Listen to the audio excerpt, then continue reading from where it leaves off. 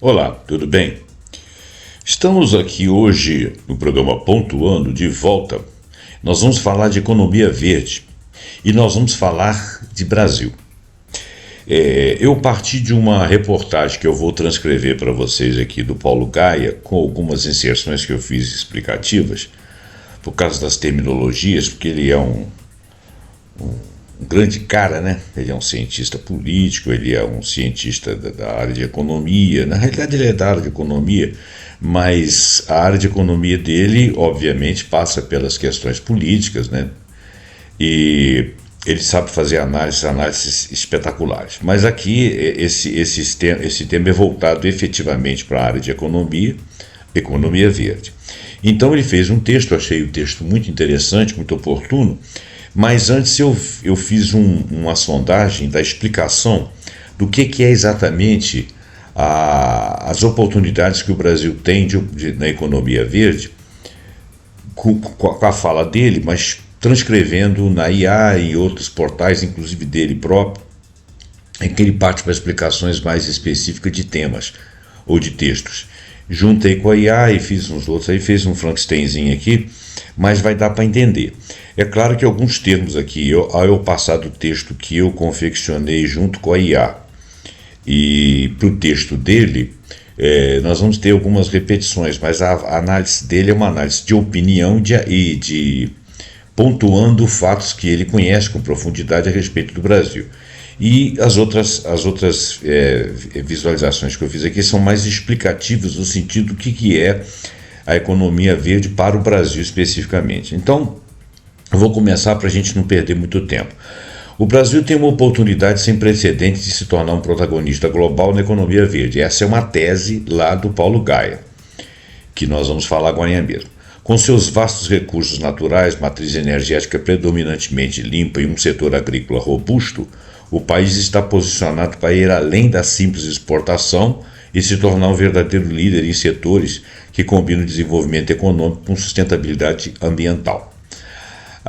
Primeiro item aqui, agricultura sustentável e de precisão. A agricultura já é um dos pilares da economia brasileira, mas a transição para as práticas sustentáveis pode transformar o setor. A demanda global por alimentos de alta qualidade, rastreáveis e com baixo impacto está em alta. Eu vou explicar o que seria essa qualidade premium aí e o que é essa rastreabilidade. O Brasil pode usar sua tecnologia para adotar a agricultura regenerativa, que não só aumenta a produtividade, mas também melhora a saúde do solo, reduz o uso de insumos químicos e sequestra carbono da atmosfera. Exemplo, o Sistema de Integração Lavoura-Pecuária-Floresta, que é chamado de ILPF, já adotado em algumas regiões do Brasil, é um modelo de sucesso. E não é só aqui não, mas principalmente aqui. Ele faz o uso da terra, otimizando, aumentando a biodiversidade e criando cadeias de produções mais resilientes, ou seja, aquelas que conseguem retornar ao seu ponto de partida. A fonte de dados disso aí são as empresas brasileiras, aliás, a Empresa Brasileira de Pesquisa Agropecuária, a Embrapa, que é uma empresa de ponta configurada, feita aqui no Brasil, né, estabelecida aqui, mas que tem medalhão aí no mundo. Tem sido pioneira na pesquisa e implementação dessas tecnologias com diversos estudos e programas de fomento. Bioeconomia e indústria de biocombustíveis. Quem está aqui no Brasil está sabendo que nós há muito tempo já temos um programa de álcool, biocombustíveis a partir de biomassa, etc. A biodiversidade brasileira é um tesouro inestimável e pode impulsionar a bioeconomia. Nós já sabemos disso. A exploração sustentável de recursos da flora e fauna da Amazônia e de outros biomas, que pode gerar produtos de alto valor agregado, como cosméticos, fármacos e bioplásticos, enquanto protege ecossistemas, é um recurso que poucos países têm. A indústria de biocombustível com metanol da cana-de-açúcar, que eu já mencionei, já é uma referência global. É verdade, já existe há muitos anos. O programa do Proálcool, ele existe há 50 anos pelo menos. Mas também o desenvolvimento de novas gerações de biocombustíveis, como o bioquerosene para aviação, pode consolidar a liderança do país. O bioquerosene é uma um investimento de ponta, nós vamos falar daqui um pouquinho nisso. Empresas como Natura já exploram a biodiversidade amazônica para criar produtos de beleza, gerando renda para comunidades locais e incentivando a preservação.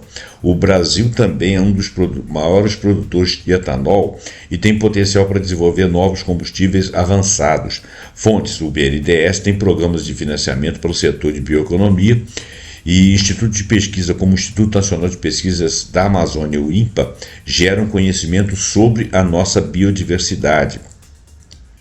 3. Energias renováveis e hidrogênio verde. Nós vamos falar assim, mais extensamente sobre hidrogênio verde, que veio de um outro portal aqui. O Brasil já tem uma das maiores matrizes energéticas, uma das mais limpas, ou talvez a mais limpa do mundo, com predominância de fontes hidrelétricas. O avanço com energia eólica e solar, especialmente em regiões do Nordeste, tem sido notável. A primeira fronteira é o hidrogênio verde, produzido a partir de fontes renováveis. Com vasto potencial solar e eólico, o Brasil pode se tornar um dos maiores produtores mundiais de hidrogênio verde, um combustível crucial para a descarbonização de indústrias e do transporte pesado.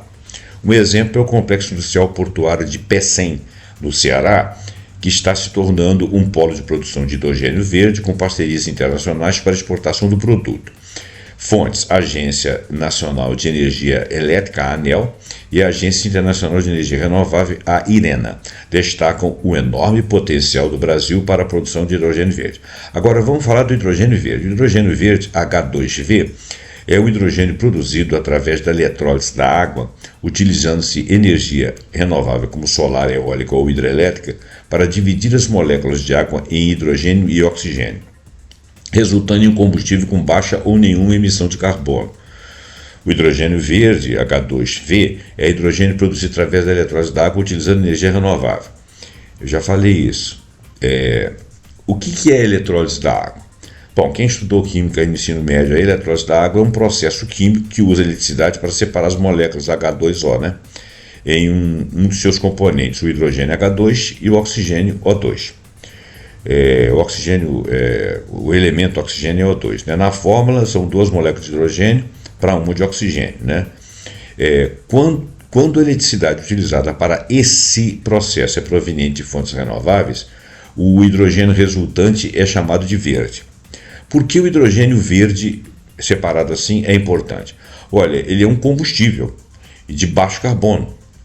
O hidrogênio verde é uma alternativa a combustíveis fósseis, pois não emite gases de efeito estufa durante seu uso, apenas vapor de água. Então, olha bem, você usa uma fonte limpa para obter o hidrogênio, uma fonte elétrica, e o hidrogênio passa a ser uma fonte de combustível. Versatilidade. Pode ser usado em diversas aplicações, combustíveis para veículos, produção de amônia verde, fertilizantes no caso, em processos industriais como produção de aço e para geração de eletricidade. Ele também pode ser usado para geração de eletricidade porque ele é combustível também. Agora, ele é um pouco inflamável, né? Então tem um probleminha de proteção para carros, aí seria complicado, mas já estão estudando isso aí. A transição energética, o hidrogênio verde é apontado como um elemento fundamental para a transição de uma economia de baixo carbono, auxiliando na redução de emissão de gases de efeito estufa. E desafios desse hidrogênio verde. Ele tem um custo alto de produção. A produção de hidrogênio verde ainda é muito cara. Mais cara do que hidrogênio proveniente dos combustíveis fósseis, né? Porque nós usamos hidrocarbonetos. Então, o hidrogênio ali dos hidrocarbonetos é que é utilizado. Aqui nós estamos separando o hidrogênio com fonte limpa para gerar fonte limpa de energia, seja para outras coisas, seja para automóvel, seja para geração da própria eletricidade. Infraestrutura. É necessário desenvolver infraestrutura para produção, para armazenamento e para transporte de hidrogênio verde. Transporte de hidrogênio verde é um desafio, né? A produção de hidrogênio verde em larga escala é um desafio maior ainda.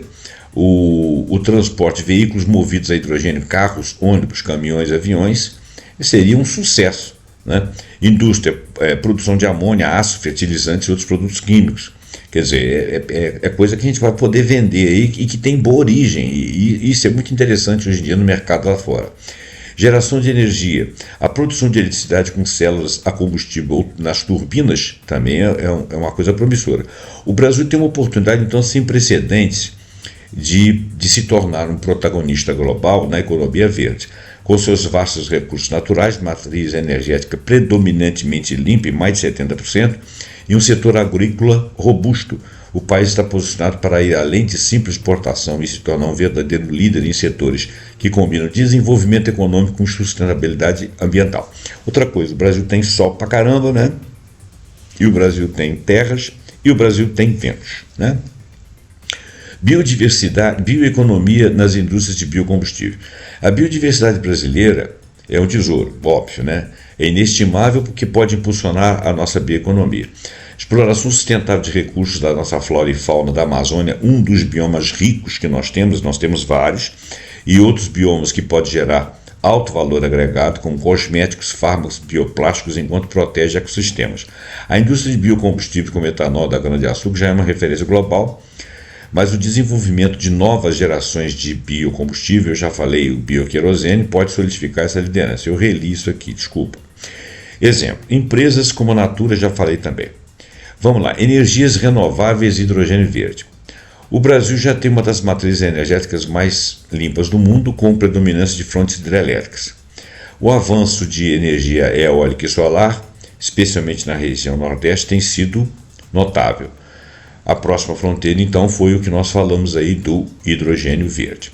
Serviços ecossistêmicos e mercado de carbono. O vasto território brasileiro, com florestas, rios, zonas costeiras, oferece um imenso potencial para a geração de serviços ecossistêmicos. A valorização e comercialização desses serviços, como a purificação do ar e da água, polinização de culturas e regulação do clima, pode se tornar uma nova e poderosa fonte de renda. O Brasil pode liderar mercado de crédito de carbono, com projetos de conservação florestal, reflorestamento, que atrai investimento de empresas globais. Por exemplo, o projeto da Amazon Fund, embora não seja estritamente um mercado de carbono, ele demonstra o potencial de receber recursos internacionais para preservação internacional. Então, com a regulamentação do mercado de carbono do Brasil, a monetização da conservação deve se expandir. Ou seja, você ganha dinheiro no mercado de carbono, você fazendo preservação. E se você ganha dinheiro, é um investimento, porque você pode investir em produção de mais energia limpa e menos custo, né? E diminuindo o custo, você maximiza lucros na venda dos seus produtos e no fábrico dele também. O Banco Mundial e o Fundo Monetário Internacional têm estudos que apontam o potencial econômico de serviços ecossistêmicos e do mercado de carbono para países com grandes florestas. O Brasil é um dos primeiros. A economia circular e a indústria da reciclagem. A base industrial brasileira pode se adaptar para liderar a economia circular, um modelo que busca reduzir o desperdício e maximizar o uso de recursos, né? Em vez de produzir, usar e descartar, a economia circular ela foca no reuso, reparo e reciclagem. Nós já falamos disso em vários programas. A indústria brasileira pode se especializar em transformar resíduos em novos produtos, gerando empregos e reduzindo a pressão sobre recursos naturais. Exemplo, a indústria do alumínio no Brasil já é um exemplo de sucesso, com taxas de reciclagem de latas entre as mais altas do mundo. A expansão desse modelo para outros materiais como plásticos e eletrônicos pode gerar uma indústria robusta e inovadora.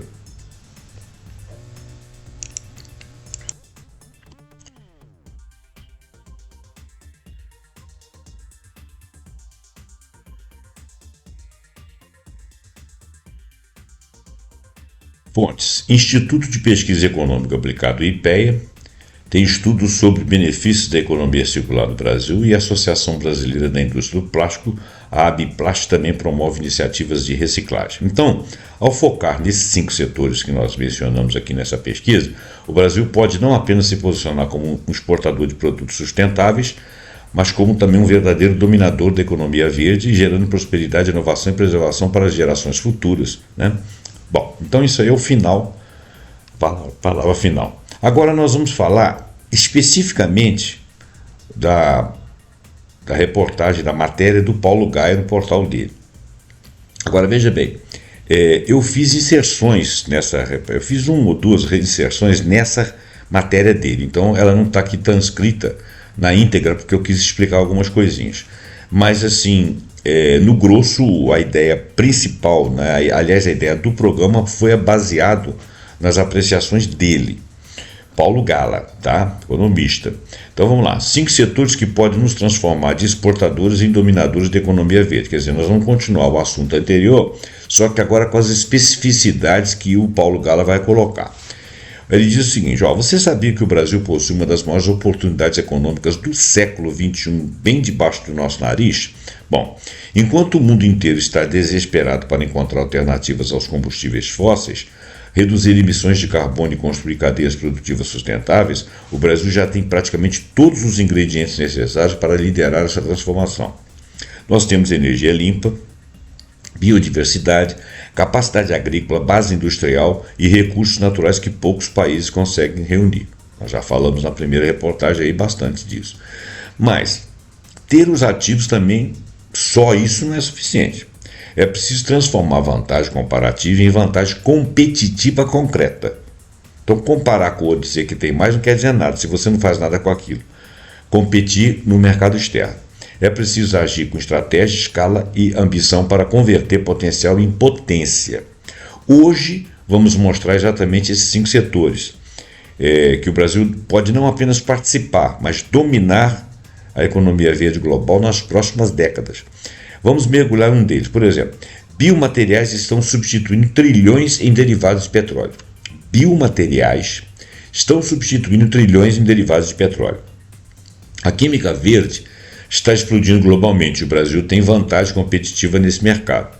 Empresas como a Braskem já lideram mundialmente a produção de polietileno verde, feita a partir do etanol de cana-de-açúcar. Esse biopolímero é 100% reciclável e tem balanço de carbono negativo. Não é só greenwash, ou seja, máscara verde, né, lavagem, né, como se fosse lavagem de dinheiro, lavagem verde, ou seja, mascaramento da situação. É uma tecnologia que está transformando cadeias globais inteiras, desde embalagem até componentes automotivos. Ele dá aqui um quadro comparativo aqui da cana-de-açúcar com petróleo, etanol, nafta, desidratação, craqueamento, purificação mesmo, etileno verde, eteno verde, eteno petroquímico, que tem um grau de polímero. Quer dizer, você pode perfeitamente produzir isso aí a partir do etanol. O greenwash, eu estou falando que é uma estratégia de marketing enganosa, né, que foi uma inserção que eu fiz aqui para explicar. A Suzano, que é uma empresa, vai além. Ela está na vanguarda de projetos que transformam celulose em fibras têxteis, biodegradáveis, biocompósitos, embalagens sustentáveis, nanocelulose e materiais que substituem plásticos e produtos petroquímicos.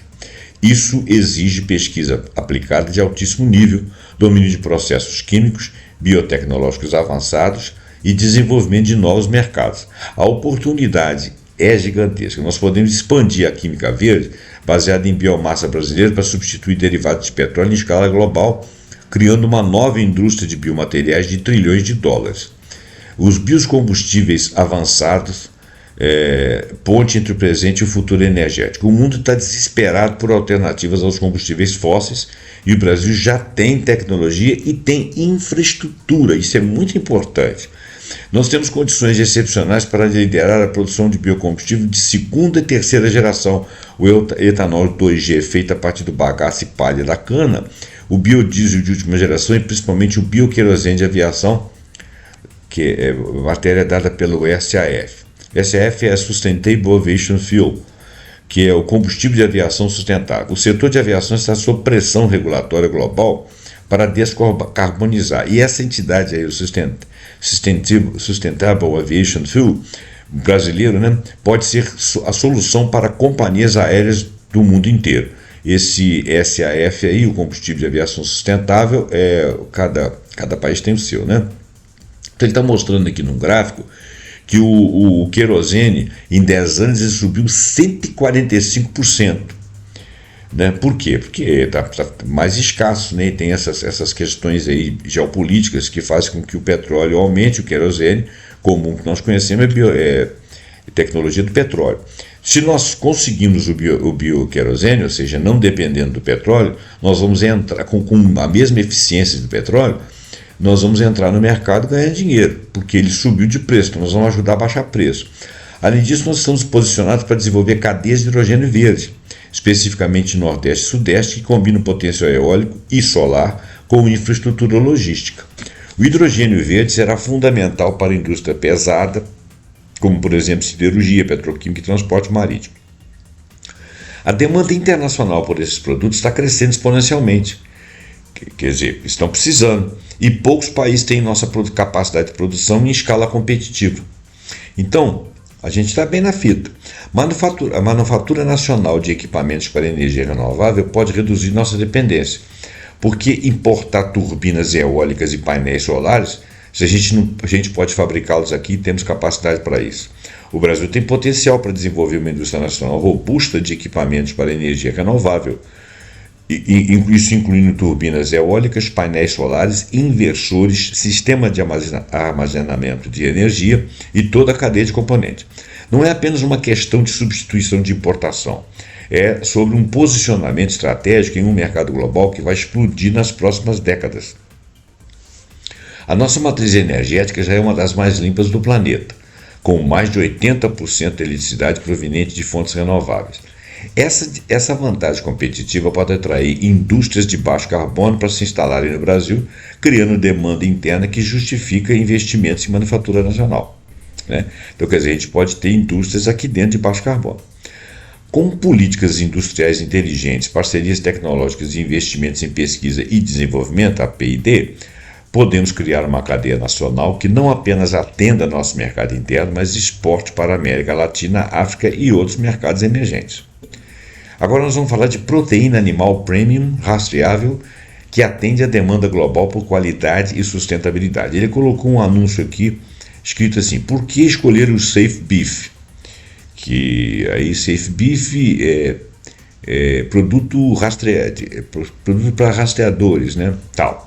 Então, um exemplo brasileiro de sistema de rastreabilidade que agrega valor, segurança e confiabilidade na cadeia produtiva. Então, agora eu fiz um adendo aqui para explicar isso aí, para depois continuar o texto dele. Olha bem. Primeiro, vamos dar uma deixa aí da proteína premium rastreável que não consta na matéria do Paulo Gaia. Proteína animal premium rastreável refere-se a produtos proteicos de origem animal, como carne, aves, peixes, laticínios e ovos, que possui um sistema de rastreabilidade rigoroso, permitindo o acompanhamento de todo o ciclo da produção, desde a origem local da criação até o consumidor final. Esta rastreabilidade garante informações detalhadas sobre a origem, produção, processamento, distribuição, assegurando maior transparência e qualidade. E o que significa o prêmio e o que significa o rastreável? O prêmio geralmente se refere a produtos de qualidade alta, com características superiores em termos de sabor, textura, valor nutricional ou métodos de produção. No contexto da proteína animal, pode significar animais criados em sistemas de produção mais sustentáveis, com alimentação de qualidade, livre de substâncias indesejadas e tóxicas. O que é rastreável? Essa rastreabilidade é um sistema que permite acompanhar o histórico de um produto ao longo de toda a cadeia de produção, desde a origem até o consumidor final. Isso inclui informações sobre a origem do animal, a alimentação dele, o manejo, a forma do abate, processamento, a maneira de processar na indústria a carne e a distribuição. Claro que esse processamento aqui, se ele for processado de maneira usual, ele será tóxico, não é por aí. O Brasil, então, é uma potência agrícola, voltando ao texto, mas pode se tornar uma referência mundial em proteína premium. Existe uma demanda global para isso e ela é crescente por alimentos de alta qualidade que sejam rastreáveis, ou seja, sabe, sabe se houve maltrato, sabe se houve a colocação de produtos químicos indesejáveis, etc. E sustentáveis, né, e com baixo impacto ambiental.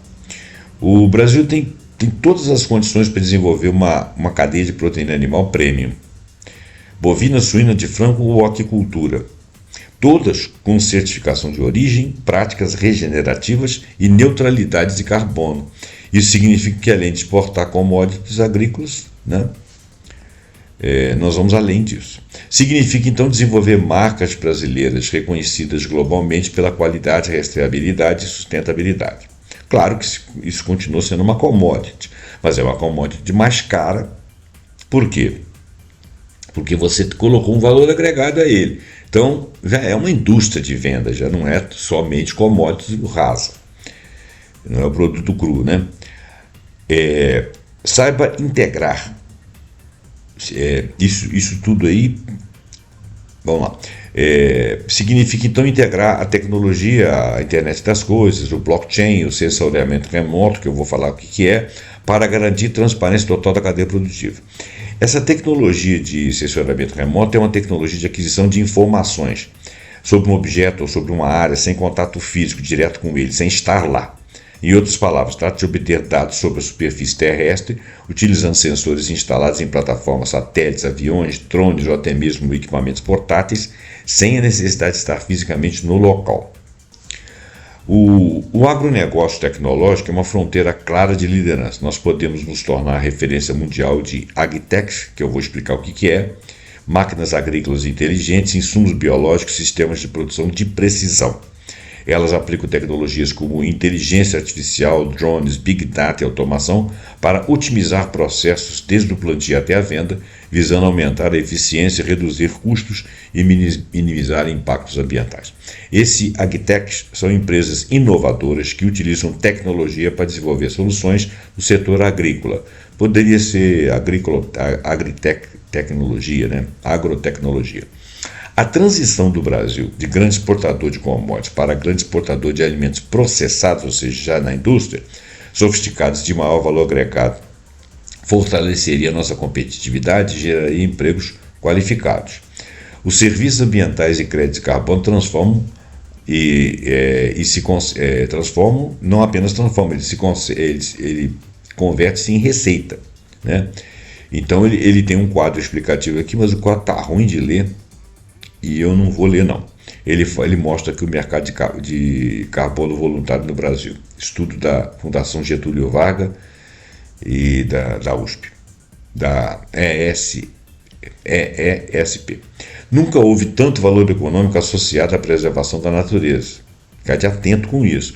O Brasil possui a maior floresta tropical do mundo, uma biodiversidade única. Na era da bioeconomia, isso não é apenas um patrimônio ambiental. Isso é um ativo econômico estratégico, né? Ou seja, algo que você pode fazer aquilo com ele, não só potencialmente, mas de maneira potente.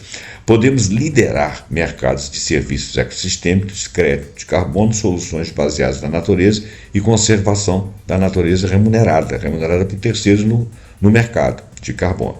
A inserção nos mercados de crédito de carbono representa uma fonte significativa de geração de valor, mas não estamos falando apenas de plantar árvores.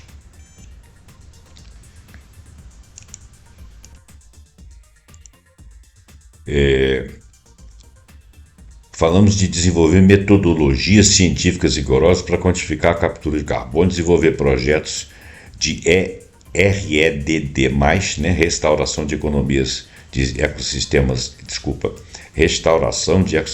degradados e agricultura regenerativa em escala. Esse REDD+, é a redução de emissões por desmatamento e degradação florestal. E mais alguma coisa.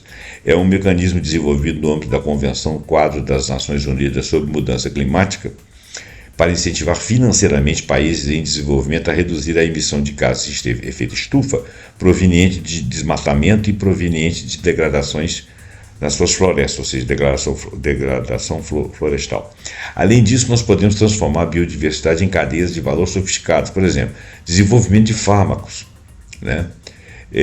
Cosméticos, alimentos funcionais, biomateriais, todos baseados em ciência, sustentabilidade e inovação. A Natura, inclusive, já provou que isso é possível, transformando ingredientes amazônicos em produtos cosméticos reconhecidos globalmente. Inclusive, na outra reportagem, nós mencionamos isso. Mas transformar a potencial liderança concreta existe mais do que recursos naturais apenas. Requer estratégia, uma coordenação, um aprendizado com quem já fez essa transição com sucesso. E requer também política, né? O setor político tem que estar azeitado, porque quando você tem uma história de sucesso de um determinado grupo político, o grupo adversário em geral detona, e você tem que passar por várias representações políticas, por exemplo, o Congresso. Então, quer dizer, precisa mudar um pouco essa mentalidade. O que é bom para o Brasil não interessa quem beneficia, porque beneficia a todos, né?